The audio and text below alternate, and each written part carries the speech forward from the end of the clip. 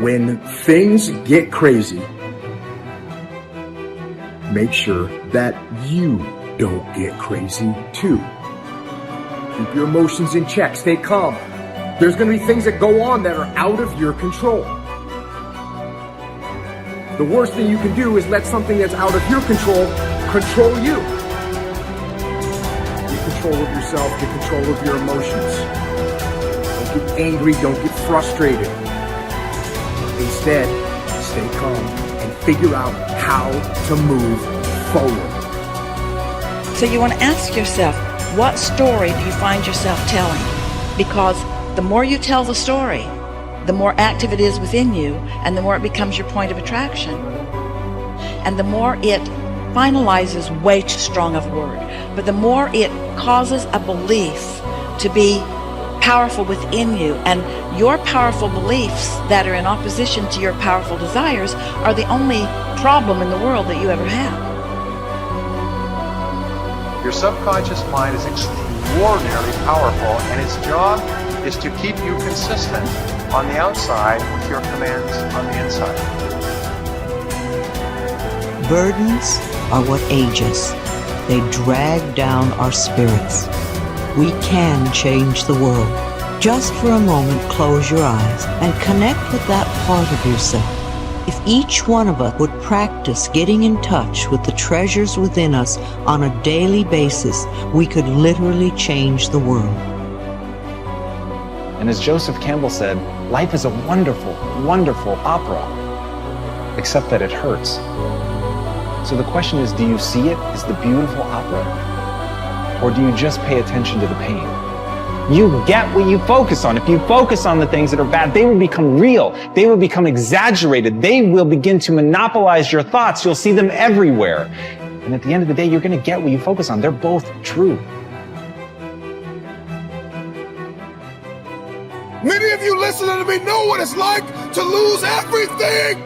You know what it's like to hit rock bottom. You know what it's like not to be supported. You know what it's like to be lied on. You know what it's like to experience emotional, relational, and psychological trauma.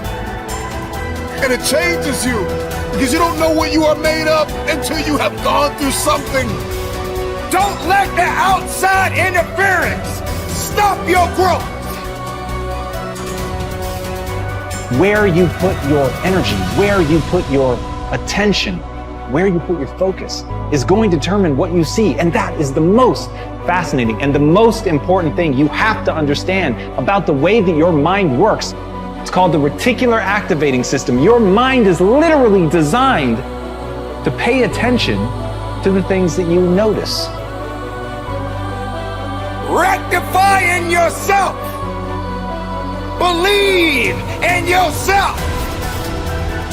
Keep that faith in yourself.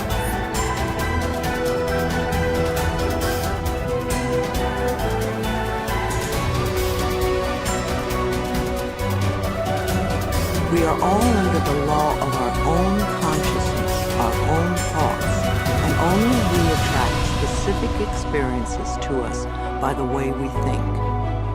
When you change your thinking process, then everything in your life will also change. You will be amazed and delighted to see how people, places, things, and circumstances can change. Blame is just another negative affirmation, and you do not want to waste your precious thoughts on it. Instead, learn to turn your negative affirmations around into positive ones. When you first begin to make the changeover and really pay attention to your thoughts, you will be horrified to realize how negative much of your thinking has been. So when you catch a negative thought, just think to yourself, this is an old thought, I no longer choose to think that way. Then find a positive thought to substitute for it as quickly as you can. Remember, you want to feel good as much as possible.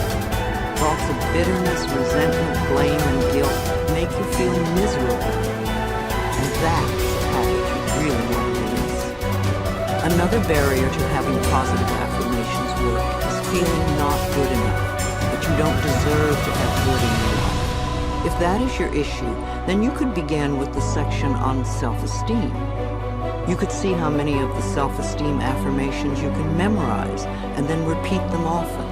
It will help change that worthless feeling atmosphere you might be carrying around to one of self-esteem and self-worth. Then watch your positive affirmations materialize. Affirmations are solutions that will replace whatever problem you might have. Whenever you have a problem, repeat over and over, all is well. Everything is working out for my highest good. Out of this situation, only good will come, and I am safe. This simple affirmation will work miracles in your life. I would also like to suggest that you do not share your affirmations with others who may poo-poo these ideas. When you are just getting started, it is best to keep your thinking to yourself until you have achieved your desired results. Then friends will say, oh, your life is changing so much, you're so different, what have you been doing? And then you can explain. Go over this section several times until you really get the principles and can live them. Also zero in on the sections that may have the most meaning to you and practice the affirmations. And remember to make up affirmations of your own. The first affirmations for you to use right now are, I can do it. I can feel good about myself. I can make positive changes in my life. And you see, every time you try to go back, and the ingredients that make for a no-limit life are 5. The first is quality. You begin to change your thinking from appearances and how things look and how other people view me, okay? Because every time you find yourself upset in life about anything that anyone else has said, what you're really saying is what you think of me is more important than what I think of me. So you change from appearances to what I call quality thinking. Quality. What is the quality of my life rather than how does it appear to others? Now, do you tell yourself that because my friends don't like me, that means there's something wrong with me? That's what you have to learn. That another person's opinion is just that. It's their opinion, and that's all it is.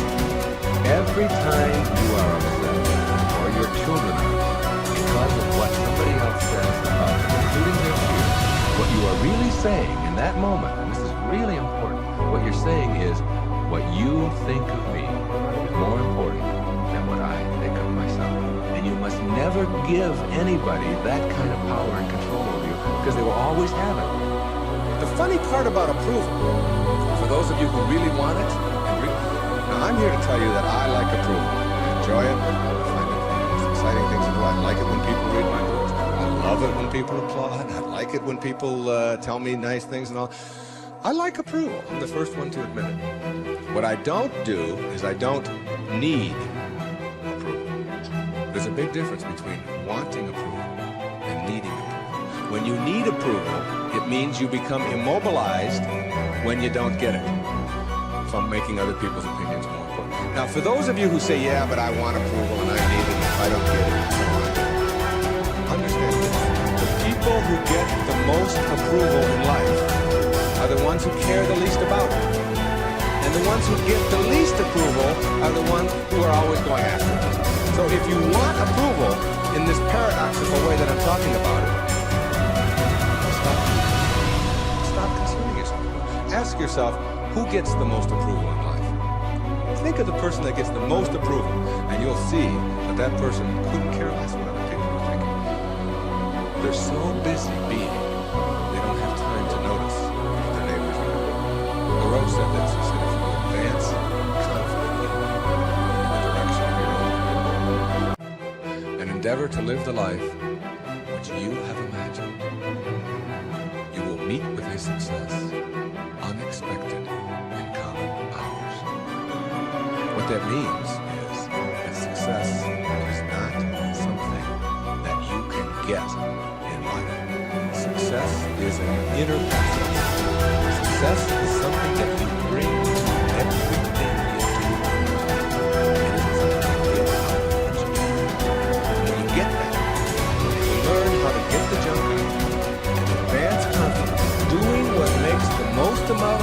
to you based on your inner signals and the one issue of morality, which is you never interfere with anybody else's right to do the same.